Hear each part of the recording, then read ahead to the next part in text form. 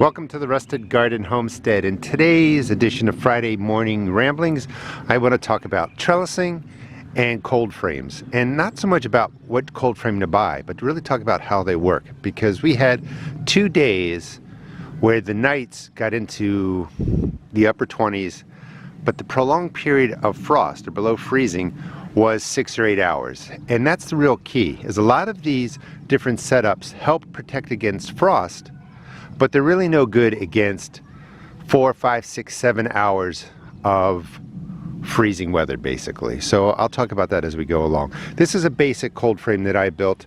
These are cool weather crops. This works really well. This would protect your warm weather crops like tomatoes, peppers, if the temperatures dip to 32, 31 degrees, maybe for an hour or so. So when you're looking at the frost coming into your area, you want to pull up the map, the weather map, and see how long it's going to be freezing at night. Because if it's going to be 6 hours or so, any warm weather crops in here will be damaged. Let me show you an example. Now, I have peppers in here, and they did pretty good through those nights. You can see some damage to the leaves where the frost got in there. So it got really cold in there. This setup itself, by itself, would not have worked. There's just way too many gaps. There's way too much height in here to really keep the warmth down. So what I had to do for this, and again, remember, it was 6 hours, 8 hours of freezing temperatures for those 2 nights. I had to take a tarp. It's a very big tarp. I could fold it over, so it was basically 2 layers of tarp put over this, and then I secured it around the bottom. That sealed off any opportunity for wind and the cold air to blow through. That's the other thing. It was really windy those nights too. So wherever there's gaps in your cold frame, if you use something like this, once that wind comes by and blows really hard, it's sucking out the warm air that's coming up from the earth. So this in itself would not have been effective without double layering the tarp over it. So you want to keep that in mind. And I guess the key point that I'll stress one more time is it's the amount of time that the night temperatures are below freezing that really impact how functional your cold frame is going to be. I like this design over here because there are some gaps, but there's less gaps. When I close it up, it's low to the ground, keeps the heat in, and the wind doesn't whip through it as much as the one over here. You know, just something to keep in mind. I have some examples too as we go into the garden of where I use some containers over tomatoes I put out. Those tomatoes are dead, of course. Same reasons. It's great for 31, 32 degrees, but not good enough for prolonged periods of cold. This is my frame setup. These are cool weather crops. They did perfectly fine. And just a side note is the danger of any type of cold frame or kind of mini greenhouse is that when the temperatures get into the 50s and it's sunny, if you have them capped off on both sides, the plants can heat up and die off too. So you have to pay attention to that. My garden is fully mulched. My goal was by April 1st, and I was able to finish it April 2nd, so I consider that success. You can see all the trellises that I have. I'm going to do a full trellising video this year. I've been talking about that, but I'm going to actually wait till they're full of plants, and so that won't be for a couple of months. But I wanted to talk about it now because that might be something you want to set up as spring is rolling in and we're getting our gardens ready. I just thought trellising would be a good topic for this video. Vertical gardening, vertical growing is outstanding when you want to save space and grow more vegetables. Here's a quick example. These are rosemary plants that I put down slate to absorb heat, keep the roots warmer.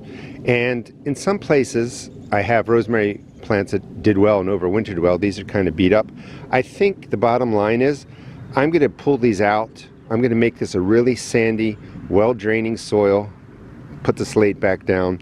I think rosemary plants really prefer well-draining, very dry soil. And the reason I say that is because my most successful plant, if I remember by the time we get there, is grown in a container, a fabric pot.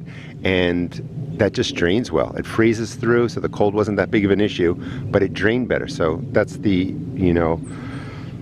idea I'm going to carry through is like, why did that container rosemary plant do so well? Well, probably because it drained well. Just wanted to give you a quick look and update. There's the rosemary plants, by the way, that will be going out there. And you can see in here too, These were sitting in my tray. They were filled with rainwater. So this one's dying, too much water, too much water, too much water. Some of them survived, but you want your rosemary to kind of be abused once it gets to this point as a seedling. It's okay if it dries out. It does not want to stay damp or this is going to happen. These are all the potted plants, these are all the perennials, the bulbs that I potted up, saved myself some money, so I'm going to be able to really blanket my whole property with perennial plants from bulbs, save myself some money, and the flowers will be beautiful. This is one of my favorite designs. Of course, I had to buy this. These are expensive. They're from Jewel. I am not affiliated with them. But any cold frame like this is nice and solid. But let me show you what I did, because I have my overwintering peppers in one of them. They overwintered in the house, but I brought them out about a week ago. And they were out here during that period where it got down to 28 degrees and it was freezing for 6 to 8 hours. This is what I really recommend. Same setup, you've seen this before, but I dug down 12 or 14 inches or something. These are the peppers that were indoors. This one is probably dying off. It might need some water, but generally speaking, no frost damage. And the real key are the tomato plants over there. I can tell actually they need to be watered. They sat in here just as you saw through those 2 nights. Very little, if any, frost damage. In fact, they look great. And during the winter, this citronella plant I put right in here in the fall. It sat out here all winter, and you can see that it's coming back. And that kind of saves you money, because citronella plants are expensive. They can't overwinter. The sister plant to this in the same container is dead. It was sitting on my porch on the other side of the property. But look, both plants coming back strong.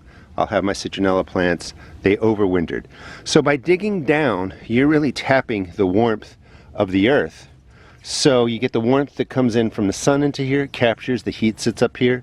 The earth regulates itself, so if any cold air drops down there, the earth down there is above freezing, so no frost damage, which I think is pretty cool. And I'm probably going to build some more of these, because I might want to try and overwinter my pepper plants just outside in something like this, and then all my kind of tender annuals or perennials will be put in here too during the winter, and that will save me a lot of money because they're going to survive and they're going to do well.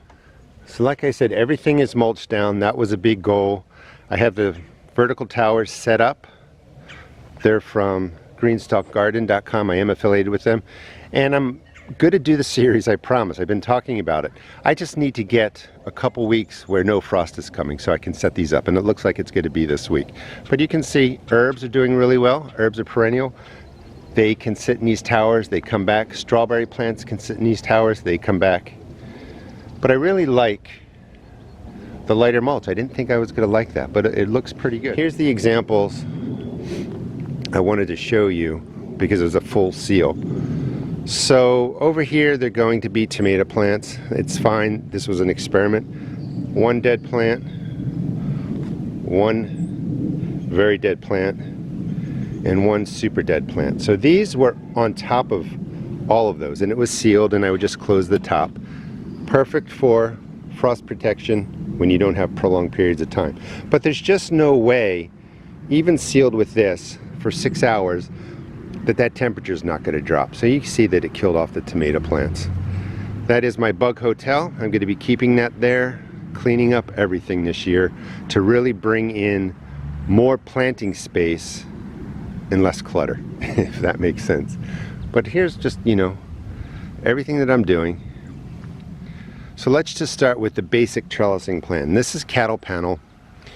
It's about $25. I think the pieces are 14 feet or 16 feet. You'll need a truck, but you can just set them up in a basic design that creates a tunnel. I have one right there, 2 panels. You've seen that before. I moved some from out of the garden and put them over there. The muscadine vines are going to grow over that. They're like grapes. I think that'll look really cool. Another use of the cattle panel, 2 raised beds. Cucumbers will grow up that. I just built this from deck railing. It's expensive because wood is so expensive right now. But you could either build something like this yourself. It's not level, I can see. I was just putting it there for the example. But that is heavy duty. That gives me 6 feet up this side, 6 feet down the other side. I'm going to put melon plants or cantaloupe plants right in the bottom and just grow the vines up. So I can grow 12 feet worth of vines right in that space rather than taking up all the space going that way.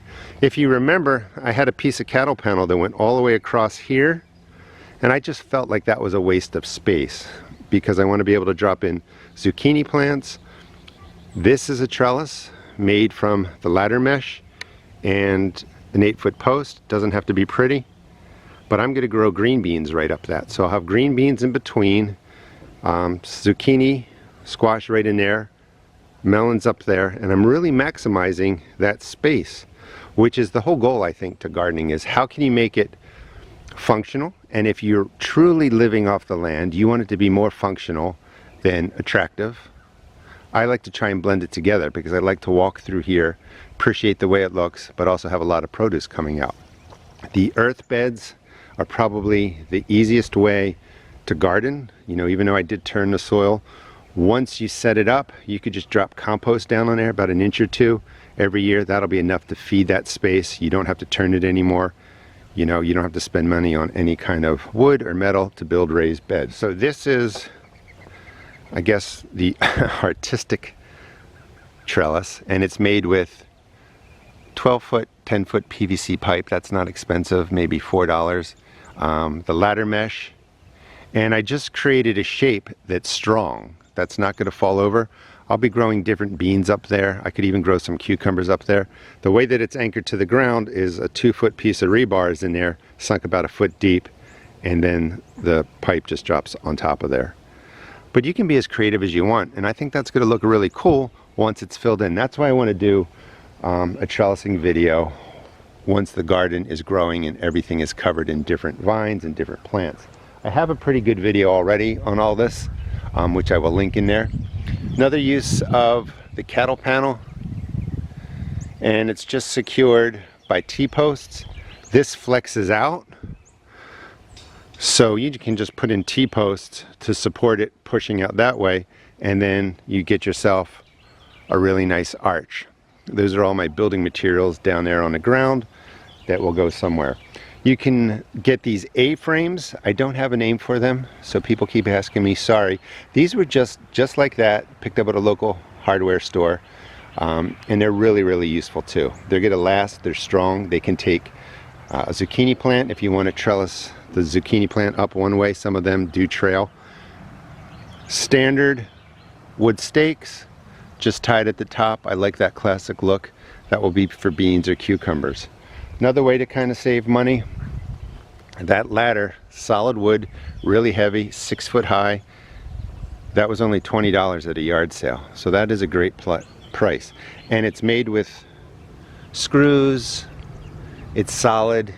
It can take the weather, the temperature changes here. So that is going to be a trellis that goes somewhere too. I might even paint it a certain color. You know, we'll see what happens. You can also see that I'm increasing the amount of trellises in this space. That ladder is not going to stay there, it'll go somewhere else. But a lot of beans are going to be located in this space. So when I walk in with a spray, usually peppermint oil spray to spray the undersides of the bean plants, bean leaves, I don't have to go all over the garden to find bean plants. I don't have to go all over the garden to find the bean plants. They're all going to be in one space.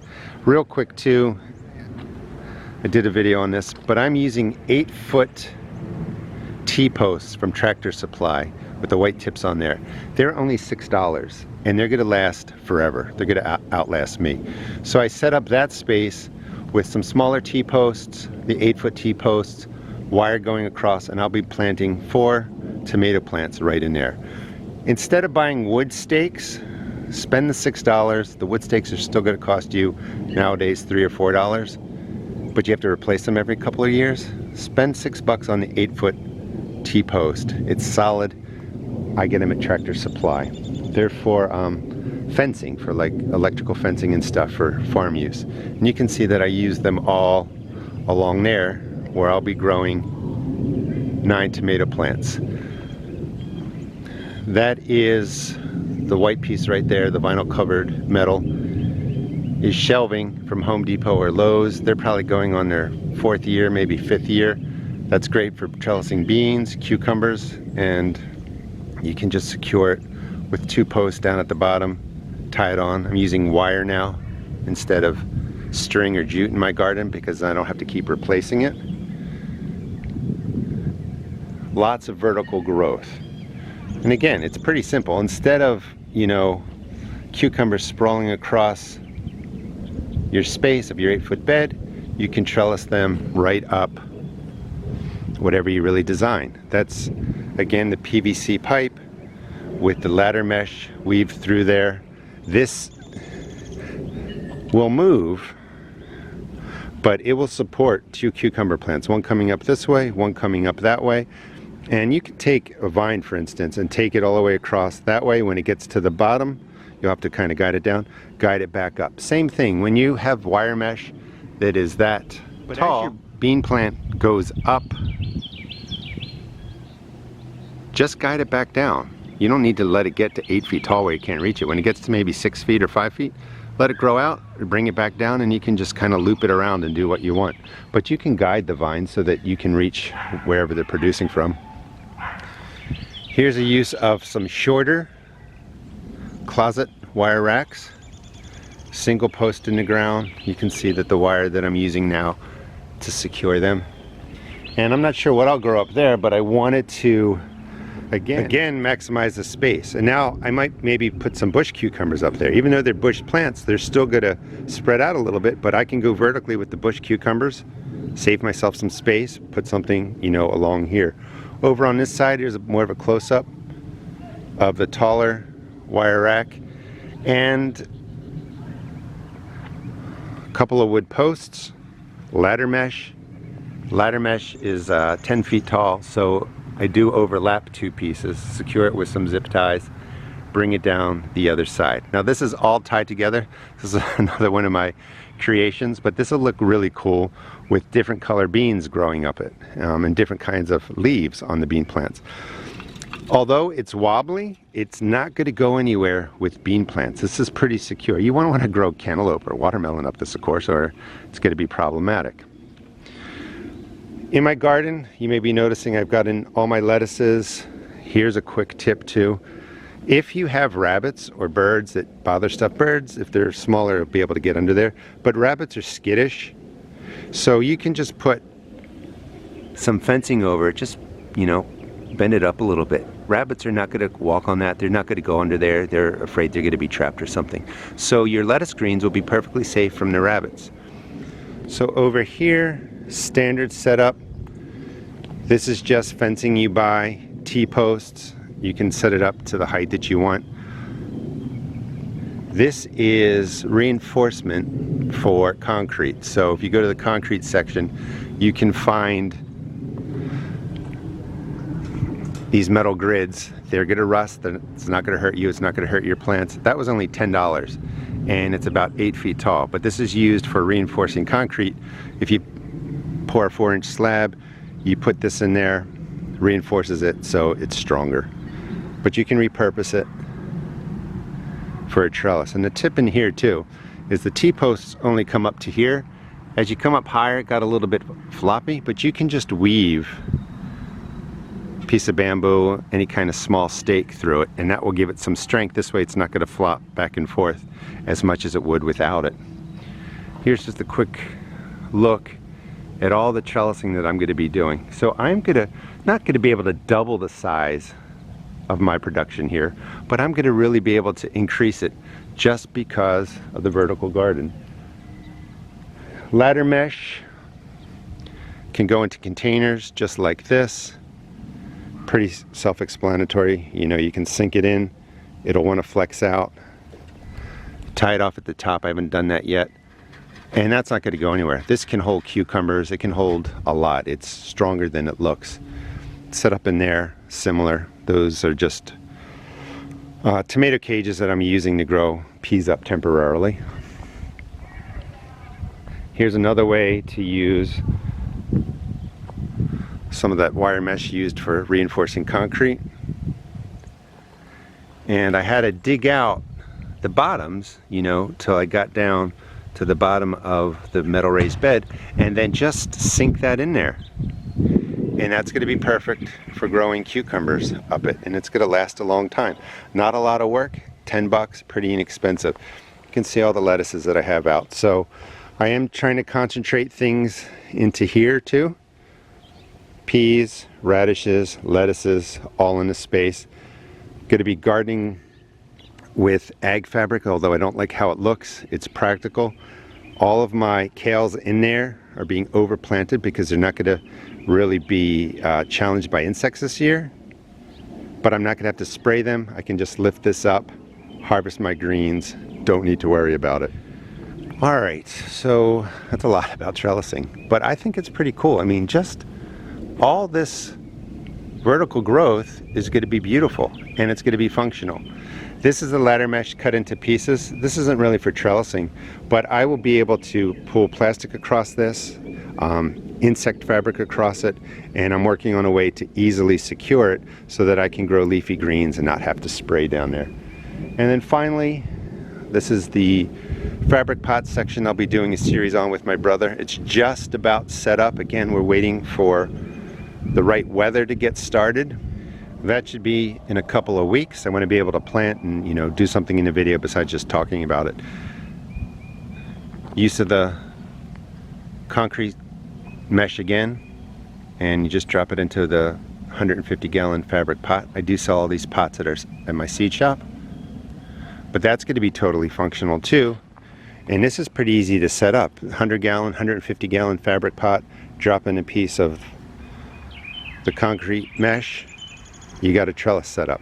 And let's see, those are peas that are set up in there. And here is the rosemary plant. Maybe we'll end on this. That sat in this pouch, and it just did beautifully.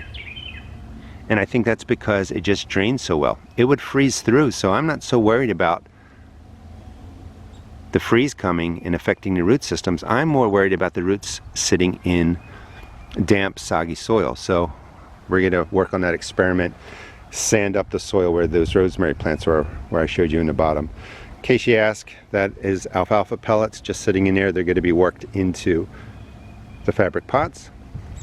Well, I hope you enjoyed the video. This gives you some ideas of how to create vertically, use trellises in your garden, increase your crop yield, and they're pretty cool. There's so many different designs that you can create.